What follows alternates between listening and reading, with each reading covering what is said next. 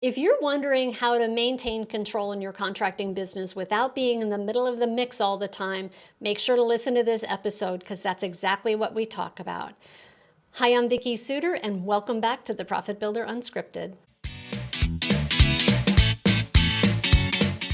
Today, in a meeting with a client of mine, he asked this really awesome question that I just felt compelled to share with you what I shared with him, because I hear this a lot from people, and I've actually recently experienced this for myself in my business, and that is, how do you maintain control and not be in the middle of the mix of everything without micromanaging, without having to check every detail? And how do you get how do you know that people are doing a job well without being in the middle of it and being in the mix of it? And how do you let go of control without things just kind of getting unraveled?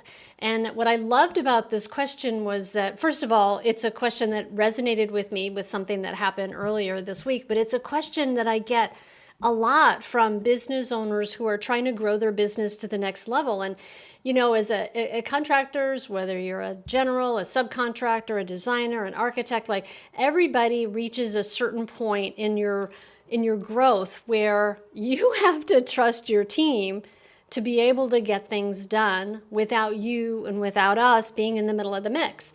And that the only way that we can do that with the confidence that somebody's doing a good job and with the confidence that they're going to be successful at that, and that they're not going to make they will make mistakes because everybody makes mistakes, but that as a leader that they're doing their job, that they're getting their job done.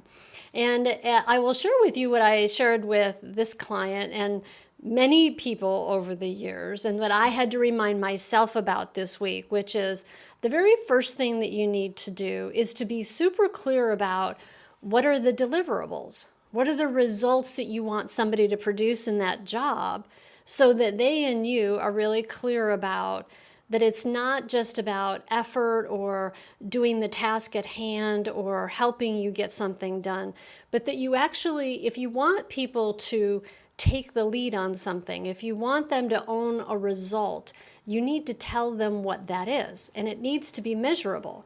Because the thing about results is that if they're not measurable, they can't be managed, not by you and not by them. So my first suggestion to him, it was Zach who I was talking to. I've worked with Zach for almost 5 years now.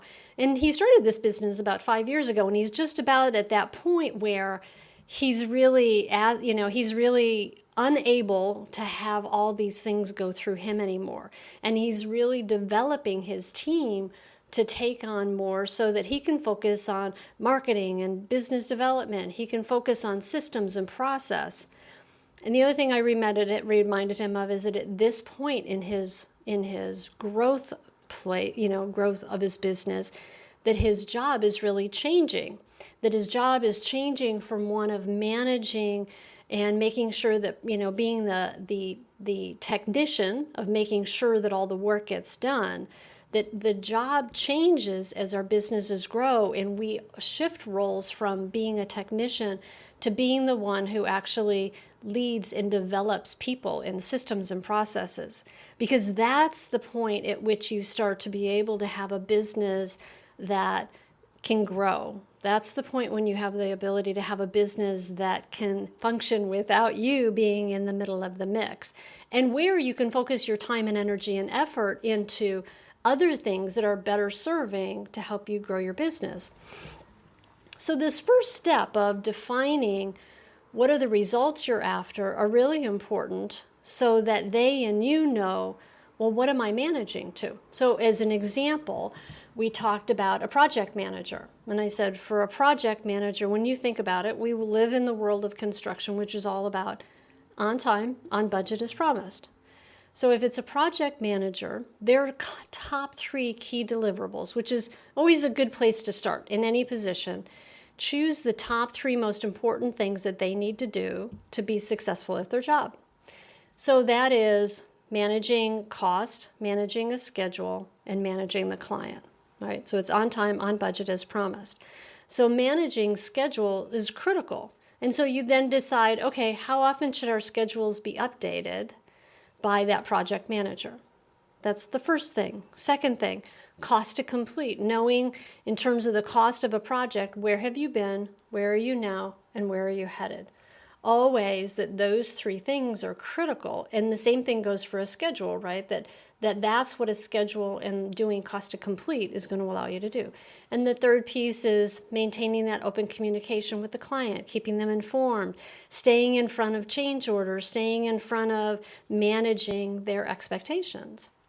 So I said, that's an example of somebody in that position. I said, if we were talking about a foreman as an example, a foreman, those key deliverables might be doing a 2-week look ahead, making sure that they're lifting their head up from just the day-to-day, looking up and going, all right, what are the critical things that need to happen in the next 2 weeks? What schedules need to be subbed? What inspections need to be done? What selections need to be made? Is there change orders that have to be signed? Like, what are all the key things that need to be done in the next 2 weeks? That's what a 2-week look ahead does. Which, by the way, I'll leave a link below for a free resource that you can download that's a template for doing a 2-week look ahead. So 2-week look ahead, I said critical for a foreman. I said the other thing is managing labor. So there's two elements to managing labor if you're the foreman who's running the operations on the ground every day with the field, is looking weekly. 2-week look aheads, by the way, get done every week. Looking weekly at, all right, where are we now in terms of hours burned against the budget, and then how many hours have we got left, and where are we in terms of production, and are we going to be able to meet our target or not, and how can we get back on target? And then the third piece is, are we setting up at the beginning of every week and every day the crew so that they know, here's what our goals are, here's what we need to get accomplished today or this week or whatever. So those were a couple examples that I gave him. I said, you want to define what the deliverable is the very first step. And then you really need to get a position agreement or job description in place that you and they agree on those key deliverables. Because when you have agreement with somebody and they understand that that's their job and they've agreed to do it. Now, understand me that sometimes we give people titles and we pay them a paycheck and we say, that's your job, but we don't actually define for them what's the criteria for success in that job. And that's the purpose of position agreements or job descriptions, is to define that. And when you know the key deliverables, right, step number 1, define what those results are that you want. And step number 2, get it in a position agreement that they have agreed to and signed off on that has them and you on the same page about, hey, what are we going for? What's the results? I said the third piece is you need to have good feedback. So if you want somebody to be accountable for job hours, then you need to give them that feedback every week to let them see what that is, right? So having feedback in place and feedback systems so that that person can manage themselves, that part of their job, you need to give them the feedback to let them know how they're doing. I said the fourth thing that you need to do is make sure that you have really clear meeting schedules with your team. If you want your team to own the results, you can't just go, hey, okay, you do it, because this is the thing that freaks us out, right? Like we go, like I gave it to them, but I don't know if it's getting done, and how do I know if it's getting done right? And we worry that if we let go of control, if we stop micromanaging, that it's not going to be done the way we want it done or the way that we would do it, right?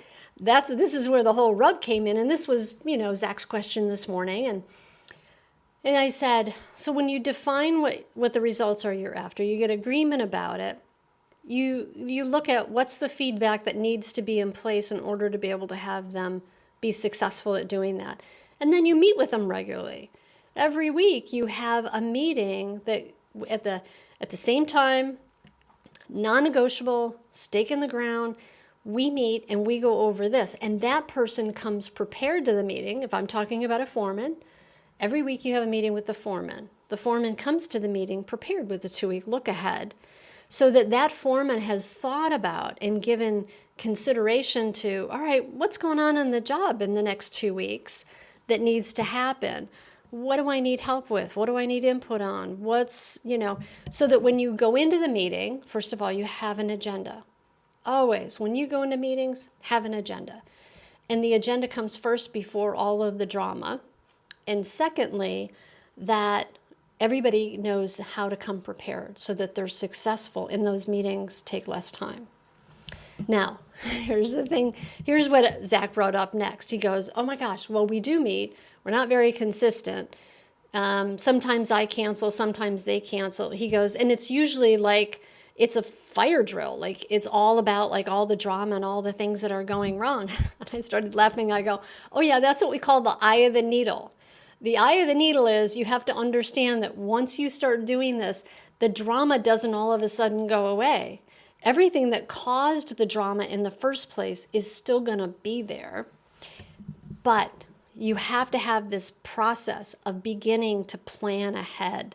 Because when you start to plan ahead, you know what happens? The drama goes away. And I've seen this time and again that as business owners, that when we learn to do this, when we stop operating out of urgency and emergency, but we start operating from a more planned place and looking ahead, then you stop having the drama, you stop having it all be about emergency. I said, so what you got to do is just take a deep breath. And you need to understand that persistence and consistency is really key. And be patient with the process. And this is where I said, here's step number 5. Step number 5 is your job is to understand that your job is no longer about being the great, awesome, fabulous technician that you are. And your job is to be a mentor, a leader.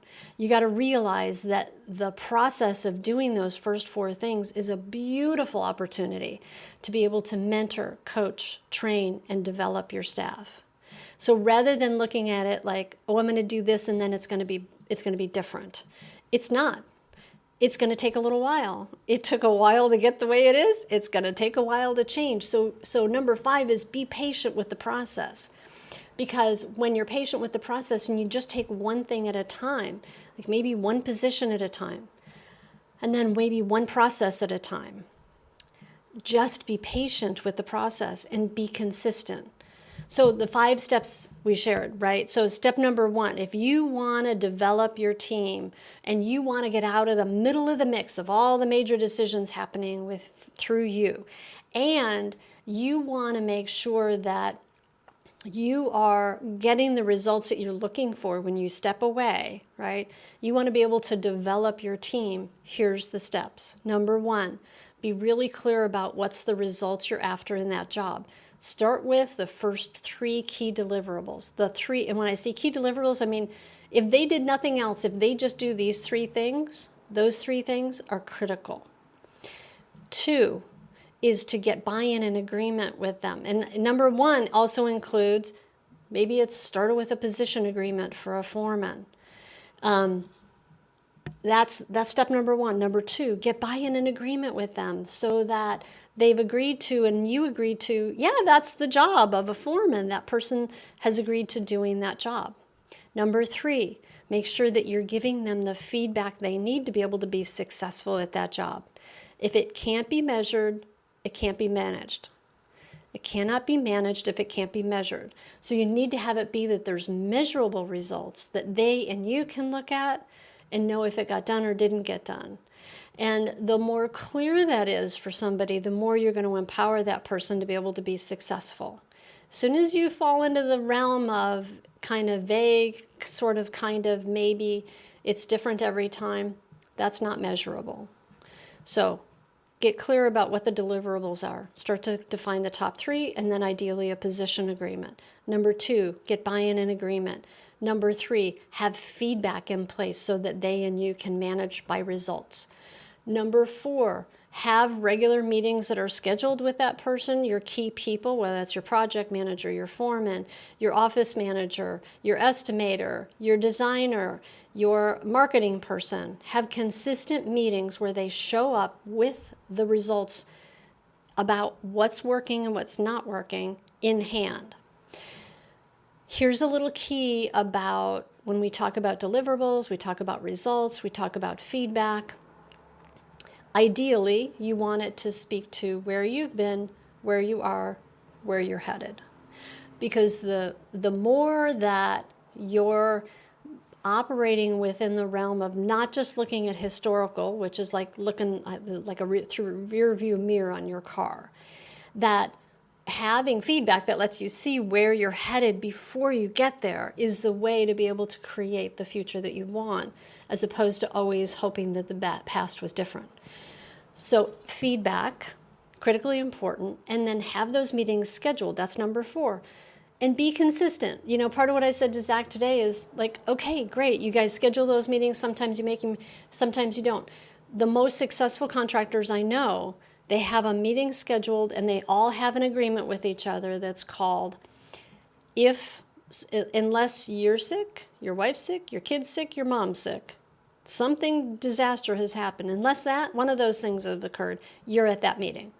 Both you as a manager and them as the employee. And honestly, here's what I'm going to just tell you. I see that the business owners are the worst at this, and it's not the employees. If you want to get people to produce consistent results, you want them to take more ownership, start showing up and keeping your agreements with your team. Start showing up at those meetings like they're the most important thing. I guarantee you this will make a huge difference. Number 5. All of this is such a beautiful opportunity for coaching, mentoring, training your team to be able to rise up to their next level of greatness and be able to take on more, to have a greater sense of satisfaction, belonging, and mattering in their work, which understand we all fundamentally desire to have. But here's the cool thing. What you're going to find is you start to develop a team of people that start to take more ownership and give you the foundation on which you can grow your business. People and systems are the 2 things that are your greatest ability to be able to grow. And part of that process is getting us as leaders out of the middle of the mix so that everything isn't running through us. And so if you apply those 5 things in your business, even if you just start with one position, you're going to start to see a difference. And when you find yourself like, how will I know it got done? Ask yourself this question: what is the measurable result that lets them know that it got done? And how do I have them noticing and paying attention to that? When I had a conversation with somebody a couple weeks ago about this, another general contractor, and we were having the same conversation that I had with Zach earlier today, and I said, so, you know, he goes, but I see things that they don't see. I said, oh, that's a great opportunity to create a quality control checklist. I said, how could you do that, right? I said, sometimes what it means, it's getting what's between our 2 ears onto a piece of paper that somebody else can go through and go, oh yeah, did I do that? Is that flush? Or even a job site cleanup checklist. I'm like, that's an easy one. Are the cords, tied up, and is the debris picked up, or whatever, right? We seem to sometimes think that, people should just know that. Well, people just don't always know that. And so that's part of how we help them be successful in their job, is by creating those systems and processes. So I hope for you, as you're looking to grow your business and you're looking at how do you get out of the middle of the mix, I just want to remind you to consider and think about these things, right? First of all, if you want other people to produce results and you want to know when you can let go, define what those results are. Key deliverables, 3 key deliverables to start with, and then a position agreement that outlines what's the criteria for success in your business for that job. Second, get buy-in and agreement with them. It seems like a simple thing. You go, it's their job, like you're an employee, but you know what?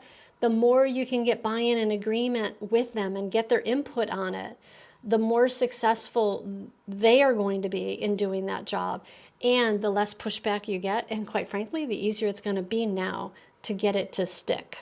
Because if they haven't bought into it, it's like pushing a wet rope uphill. Third, get feedback in place. Make sure that you have feedback systems for them and for you to know, is it on track? Is it off track? Is it working? Is it not working? Are you getting it done? Are you not getting it done?